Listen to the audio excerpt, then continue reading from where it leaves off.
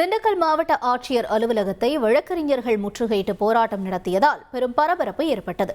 வடமதுரையைச் சேர்ந்த வழக்கறிஞர் வரதராஜன் திண்டுக்கல் வழக்கறிஞர்கள் சங்கத்தின் உறுப்பினராக உள்ளார். இவர் மீது கடந்த சில நாட்களுக்கு முன்பு வடமதுரை காவல் நிலையத்தில் புகாரின் பேரில் வழக்கு பதிவு செய்யப்பட்டது.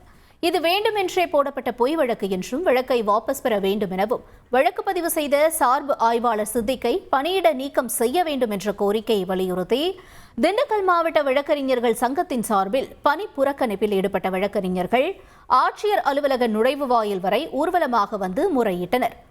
அப்போது போலீசாருக்கும் வழக்கறிஞர்களுக்கும் இடையே வாக்குவாதம் ஏற்பட்டு தள்ளுமுள்ளு நடந்தது. இதனையடுத்து போலீசார் மாவட்ட ஆட்சியர் அலுவலக பிரதான நுழைவு வாயிலை அடைத்தனர். அதனை அடைக்க விடாமல் தடுக்க முயன்ற வழக்கறிஞர்கள் அங்கேயே அமர்ந்து காவல்துறைக்கு எதிராக முழக்கங்களை எழுப்பியதால் பெரும் பரபரப்பு நிலவியது.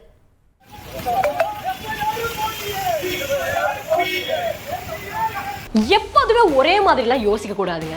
இங்க ஒருத்தர் ஒருங்கிணைந்த விவசாயத்துல வருஷம் முழுக்க பல லட்சம் ரூபாய் சம்பாதிக்கிறார்.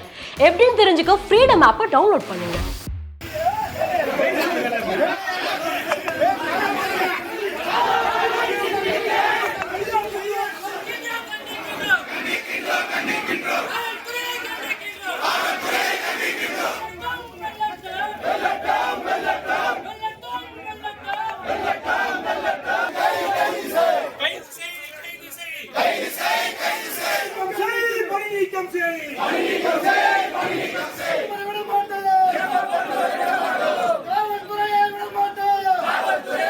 புகார் கொடுக்க சென்ற போது அவருக்கு எதிராகவே வடமதுரை காவல்துறையினர்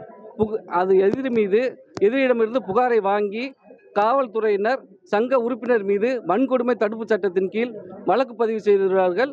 எந்தவித முறையான விசாரணையும் இன்றி இந்த வழக்கு பதிவு செய்யப்பட்டுள்ளதை கண்டித்து திண்டுக்கல் வழக்கறிஞர் சங்கம் இந்த போராட்டத்தை முன்னெடுத்து நடத்தி கொண்டிருக்கிறது. எதிர்த்தரப்பினர் இருக்கும் போதே அவர்களுக்கு ஆதரவாக ஏதாவது கொடுத்து கேஸை முடிச்சுட்டு போங்க அப்படின்னு சொன்னதுனால வடமதுரை சார்பு ஆய்வாளர் சித்தியை கண்டிச்சும் இந்த போராட்டம் நடைபெற்றுக் கொண்டிருக்கிறது.